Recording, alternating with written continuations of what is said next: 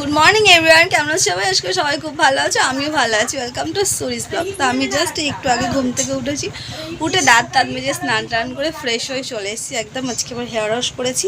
তো চলো এখন হচ্ছে ব্রেকফাস্ট করবো। তো আমার ভাই নিয়ে এসেছে হচ্ছে বড়ো ভাই আমাদের বাউনঘাটা বাজার থেকে ছেঁড়া পরোটা, তো সেটা এখন খাবো আমরা। তো চলো দেখি আমাদের এখানকার বাউনঘাটার ছেঁড়াটা কেমন দেখতে। হচ্ছে ছেঁড়া পরোটা ঢালছি আমি, এটা তরকারি। এই যে হচ্ছে ছেঁড়া পরোটা। এসো এদিকে বসো। ওখানে ওকে আগে দে না দিকটা। এই তো আমি সরেই যাচ্ছি। নাও তুমি নাও, তোমাকে একটা রুটি দিই একটু। ওরা কি খাবে?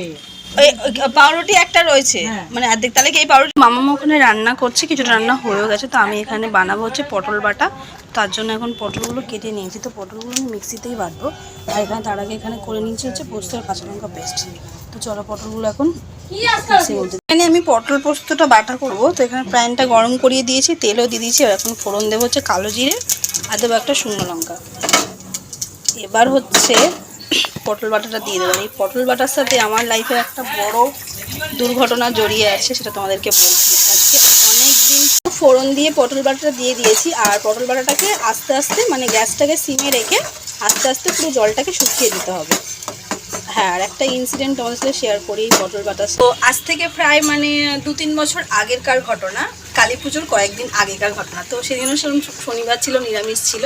তো ওরকম পটল বাটাই বানাচ্ছিলাম। আর বানাতে হয়েছে কি, মানে ফোড়নটা দিয়েছি, ফোড়নটা খুবই গরম হয়ে গেছে।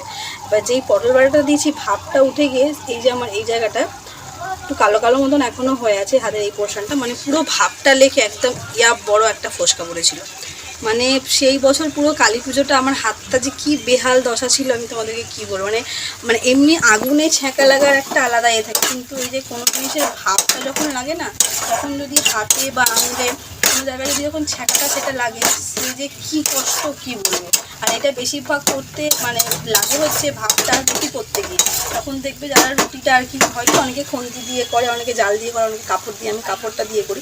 ওই যে রুটিটা চেপে যে ভাবটা বার করে, ভাবটা যদি লাগে হাতের পুরো অবস্থা খারাপ হয়ে যাবে। তো আর একটা জিনিস এখানে হচ্ছে এখন, চলো তোমাদেরকে দেখাচ্ছি। তোমাদেরকে আগেই বললাম। তো এখন সেই যে আমরা কালকে তালটা নিয়ে এসেছিলাম, বনু এখন এগুলোকে কাটবে, আমরা খাবো সবাই। যে কাটছেও এখন, দেখি বনু দেখা একটু বেরিয়েছে, শক্ত হয়ে গেছে না একটু। দেখো আম খেয়ে মিষ্টি আছে কিনা। আমার সব তাল শাঁসগুলো ছাড়িয়ে দিয়েছে, এবার খেয়ে দেখি কেমন।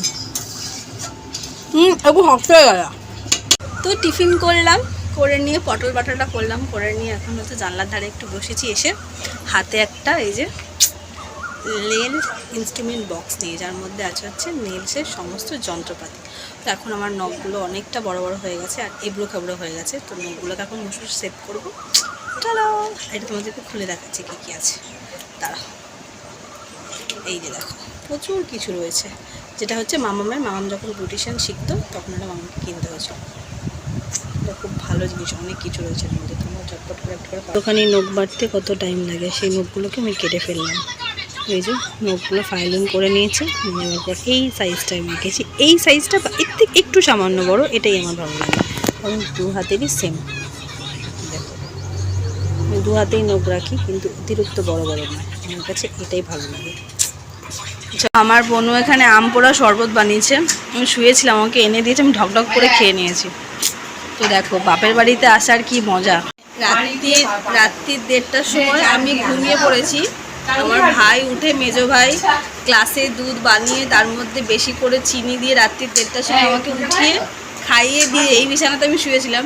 গ্লাস নিয়ে আবার জল দিয়ে দিয়ে যাচ্ছে। এখন আমি একটুখানি শুয়ে পড়েছিলাম, বনু এখানে আম পান্না শরবত বানিয়ে সবাইকে ডেকে দিয়েছে, আমাকেও ডেকে দিল। ভাই এটাই হচ্ছে বাপের বাড়ি আসার মজা। ভাই বোনেরা সারাক্ষণ তোমার আশেপাশে ঘুরে বেড়াবে, তোমাকে জলের গ্লাস নিয়ে খেতে হবে না, মায়েরা ভাত মাখিয়ে খাইয়ে দেবে, জাস্ট চিল। ওই জন্য যারা যারা সামার ভ্যাকেশান পেয়েছো বাচ্চা কাচ্চার, একদম ব্যাগ প্যাটারা লাগেজ গুছিয়ে নিয়ে চলে যাও আমার মতন লং ট্যুর করে চলে এসো পুরো গরমটা জুড়ে। আর আমটা যেহেতু উনুনে পুরানো না, আমটা যেহেতু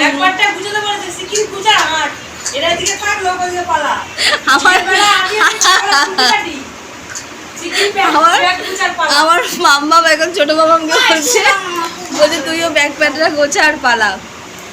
আর যেহেতু আমটা মানে উনুনে পোড়ানো হয়েছে, মানে আলাদাই একটা টেস্ট। বাড়িতে করলে কি আমি গ্যাসে পোড়াই, আর সত্যি আমার বোনু যার বাড়ির লক্ষ্মী হয়ে যাবে না, তাদের কিছু করতে লাগবে না, হ্যাটস অফ, ও সব কিছু পারে, যেটা আমি ওর লোকের যোগ্যও না। আমার ছোটো বোন এত কাজের।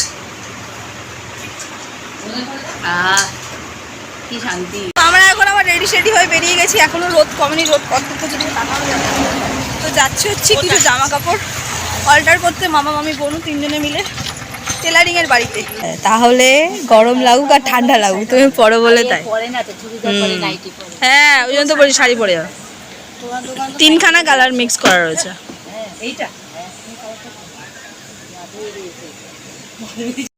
তো মামামকে টেলারিং এর দোকানে রেখে বোনু আর আমি যাচ্ছি এখন ওর আর বাবিনের জন্য অ্যাপি ফিলস কিনতে। খাবো তো এখানে ছেলে করতে গেল আর ওকে সাইড দিয়ে বলছি তোর ছেলে এখান থেকে করতে গেলো, আমি তো আমার একার জন্য কিনবো না। তুই ওরকম নিষ্ঠুর মাসিমণি না, যদিও বা। হচ্ছে আমাদের গার্লস স্কুল আর এই হচ্ছে দোকান। কি নিবি? কি আমার জন্য মাজা নিয়ে একটা নেই, আর বনুর ফেভারিট রেড অ্যাপিও নেই, তাই এখানে ব্ল্যাক অ্যাপি আর দুটো গ্লুকোজ। তো ওখানে সমস্ত কাজবাজ কমপ্লিট করে বাড়ি ফেরার পথে এখানে এখন বান্ধবীর সাথে দেখা হয়ে গেল। তো এই যে হচ্ছে আমার বান্ধবী বসে হাত পাকার হাওয়া খাচ্ছে, আর এইটা হচ্ছে তার লিটল প্রিন্সেস। কিন্তু তার আগে তার একটা প্রিন্স রয়েছে, মানে এটা হচ্ছে আমার ছোটোবেলার বান্ধবী, তার একটা ছেলে এবং ছোট্ট একটা কিউট মেয়েও হয়েছে। তো দেখো ছোটোবেলায় আমরা একসাথে বড় হয়েছি, খেলা করেছি, এমনকি স্কুলেও পড়েছি, আর এখন আমাদের কোলে সবার একটা করে বাচ্চা। তো আমরা জানো তো 5-6 জন খুব ভালো ফ্রেন্ড ছিলাম, তার মধ্যে একটা হচ্ছে আমার ফ্রেন্ড বৈশাখী, এটা হচ্ছে মন্দিরা, আর একটা হচ্ছে পূজা, আর আমার স্কুলের একটা খুব ক্লোজ ফ্রেন্ড হচ্ছে প্রিয়াঙ্কা। তো আমার এই সব বান্ধবী তো সবারই মোটামুটি বিয়ে হয়ে গেছে, আর সবারই একটা করে ছানাপোনা তো হয়েছে, আর তার মধ্যে আমার এই বান্ধবীর 2টো ছানা।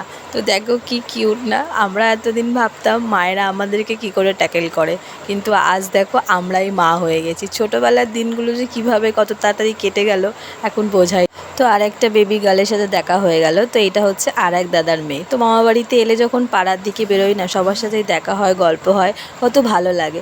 তো এই নিয়েই কেটে যায় মামা বাড়ির দিনগুলো খুব তাড়াতাড়ি। তো চলো আজকেকার ব্লগটা আমি এখানেই শেষ করছি। যদি ভালো লেগে থাকে তো লাইক, কমেন্ট, শেয়ার, সাবস্ক্রাইব করবে।